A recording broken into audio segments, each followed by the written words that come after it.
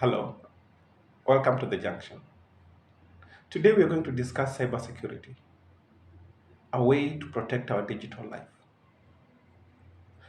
In our homes, in the banks where we keep our money, we always have guards, we have perimeter walls, we have locks, and such. Now, think of your digital space also as because it has your data, personal data, bank records, bank details, think of them as digital treasures that need to be safeguarded. Now, let me ask a question to all of us. How many of you could say they totally have no digital presence? How many today? Be it one, when we talk about digital presence, we mean social media, any form of social media, be it TikTok, Twitter, Facebook, and all other forms of digital media. Does any of you out there exist without any digital presence? How many of you engage in digital banking, internet banking? Now, that internet banking is become one of the most convenient way of banking, and especially after COVID, where from the comfort of your home, on a laptop, on your phone, you can access your money. Or you can access your money through mobile banking. Still, that is a digital presence. Because now your money, which was secured by guards and perimeter walls and safes in a locker room, now lives digitally and comes into your mobile phone. Now, that is an area through which that money can be lost. Another area that encompasses our digital life is browsing. Right now, as you access this video, you're doing it through a browser or you're doing it through an application. So that in that particular form, again, you brought yourself into a digital life. So that and many other forms, including online shopping. You have money in the bank, you have an item you've seen on an online market you want to acquire, you order online, you close the cart, and the payment is done through an online mode of payment. The digital shop receives the money, the item is dispatched, and you get it in your home. So those are some of the areas in which we are online, having a digital life away from the physical that is protected daily by the guards, by the perimeter walls we build, and all that. So that, in essence, is the reason we have cybersecurity. And what is cybersecurity?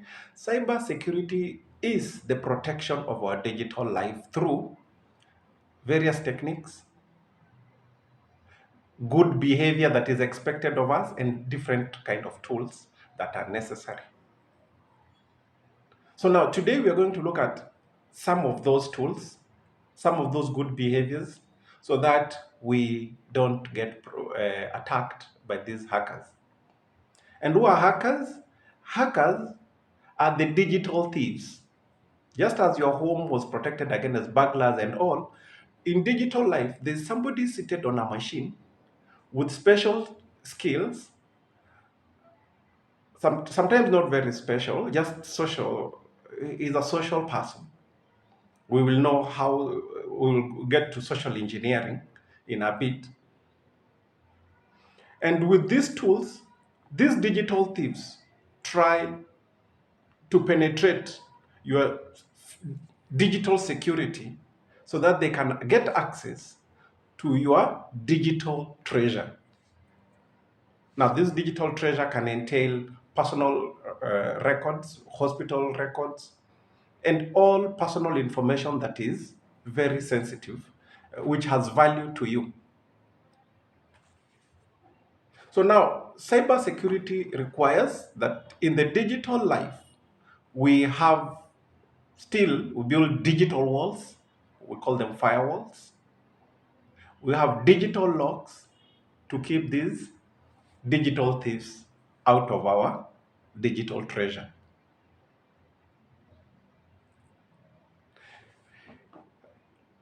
Now, we look at some of those attacks. There's one called social engineering, which is one of the easiest. Because why would an attacker waste their time in social skills, waste their time in very technical skills, special tools, be it software or hardware, and a lot of their time trying to go around your digital perimeter wall and all others to do what? To get information they can otherwise get from you directly.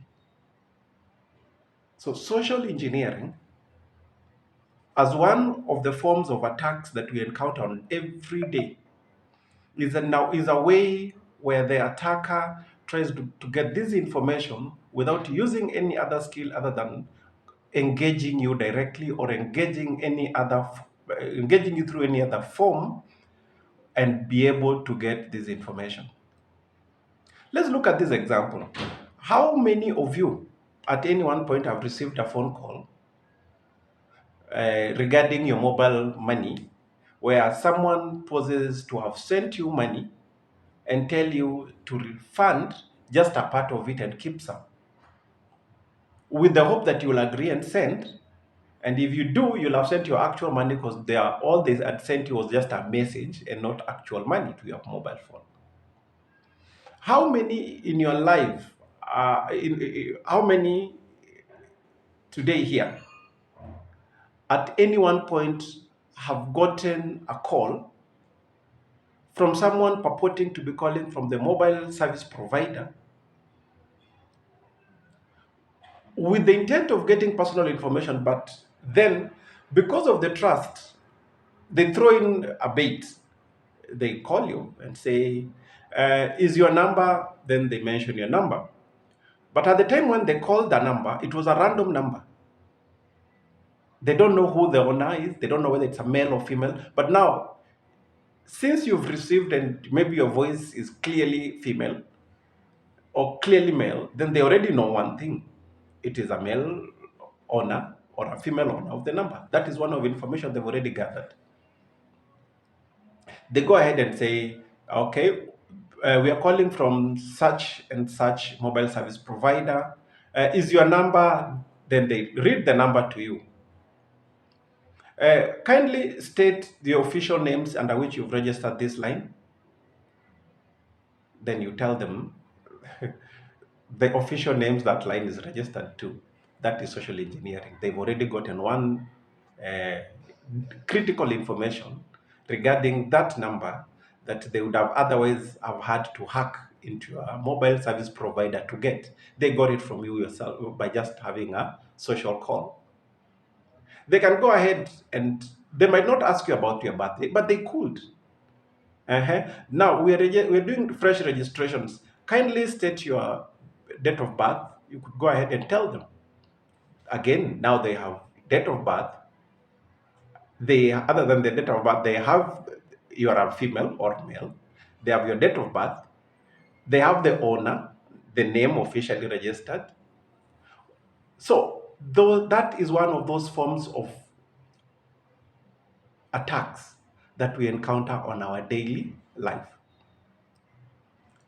So I will say this: the best defense in cybersecurity, one of it is good manners. And good manners entail that when you are called, it is your job to think, why would your mobile service provider, which you have filled a form and given an ID and everything, why would they again be calling to ask what your names are? Why would they not refer to their own records? It is your own good manners not to disclose personal information to anyone. Anyone. If you receive a call and someone asks, who is this? They picked their phone number and called you. They should actually know who they are calling. And if they don't, you disconnect them. Because any more information you disclose, other than the fact that they've now known it's a male and not a female, could be that information that is critical for you to have been exposed. Another form of attack when it comes to our life that we must have faced is when you go into your browser to do your shopping, to do any other kind, just browsing to read an article and all, you have seen advertisements or you've received an email and the email has that you're going to get a job in Canada or jobs in Canada, easy way to get a green card and all that. Now that is phishing, phishing with a P, Phishing, phishing attacks. Now, phishing attacks is a scenario where the attacker, the malicious actor, disguises a software in the back end of an email that is genuine, in a site where you had gone for to just see in a genuine site. Now, the advert is such that if you click, only if you click for the goodies that now when once you've clicked, then you could have a keylogger installed in your machine. A keylogger is a software that will stay there, and with it, now the bad actor has access to your machine and they are able to be seeing you input your credit card details, input your passwords, and all that critical information. They don't need to deny you service and lock your machine. Another form of attack is ransomware. Ransomware is where the attacker, once the software is installed in your machine and logged there, it could have come through the phishing, which is the biggest way in digital space of attacks that you actually do in your own way contribute towards your own attack. You know, that the hacker that did not have to use all the tools, they only needed to have embedded that malicious software in the advertisement, in an email, and immediately you clicked on it, something installed, and now their life is easy. They just need to stay silent in your machine. But in the ransomware, they don't stay silent. In a ransomware attack, what they do, they lock your machine. They encrypt everything. And once everything has been encrypted, now you have to pay them a fee for them to send you decryption keys. And if the information is very sensitive, that it could ruin you, they might even go ahead and publish that information anyway. You see? So, how is it that we protect ourselves against these forms of digital thieves, these forms of attacks? One, good, general good manners, as we've mentioned, when it comes to social engineering. Two, there's something called two-factor authentication. Before we go to two-factor authentication, let's start with the first one. Strong passwords. Don't use your birthday. Don't use your birthday. Don't use your any person's birthday in your home. Don't use anything that forms your name as a password. So strong passwords are critical in your uh, security in the digital world. People say, my phone has no password. I have nothing to hide. Really, it's not hiding against the people that you trust and love, but lacking that strong password exposes everything else. Because now, if you buy a new phone today, you must log in with a Gmail account for you to be able to access some services. Now, immediately you log in, you find you don't constantly have to log into your Gmail account. The Gmail account is constantly just accessible once you manage to log into the phone.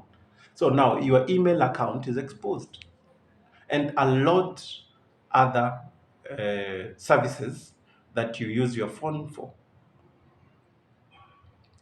Two-factor authentication that I was discussing is such that you see, like banking, once you log into through for internet banking, they will send a code that expires in a short span, maybe 2 minutes, maybe a minute. They send another code to an authenticator, or they send to your phone registered phone number. Now, if you use two-factor authentication at every time, every stage of everything you do, then it means that even if somebody gets your phone, gets your laptop, and they're able to log into your bank, then they must also steal your phone. They must also be having that application that the authenticator that you have. They must have both for them to gain access to the bank, to gain access to your records and such. So two-factor authentication is the second tool that we must use. Strong password. Another thing is, in the digital world, how do I know where you are? How do I know, how is your machine identified, your tablet and all? There's a use of IP addresses. Now, since your machine is known by the IP addresses, you can hide your name. You can hide your IP address. How? By use of VPN. We are going to discuss VPN in much depth because it has its own other values. Because with VPN, you can be able to overcome geographical challenges when it comes to digital world, such as if TikTok is banned in your world and you have a VPN, then you can still access it by setting yourself, set your machine, set your laptop, set your phone to reflect an IP address of another country. Another thing is about cyber attacks is, don't want things for free. Don't use free Wi-Fi that don't have passwords in the public areas. Because once you connect into that free Wi-Fi, then all machines that are connected with you are in one network. And once you are in one network, then now a hacker among in that network can be able to gain access to any of the machines within that network. Another thing is, regularly update the software in your machine, your Android phone, and all others. Regularly update, install antivirus and such. So those are some of the tools that will be necessary for purposes of making sure you are safe in your digital life every day. But more also starts with your personal behavior. Be safe, make sure you are protected by making sure you practice good manners on your digital space. Let's connect again for us to continue to bring you this resource. Kindly subscribe, like, and comment, leaving us with how this video has been of help, and which areas you think we should explore further in our next video, so that we get focused and guided to make sure all the content we bring is helpful to you.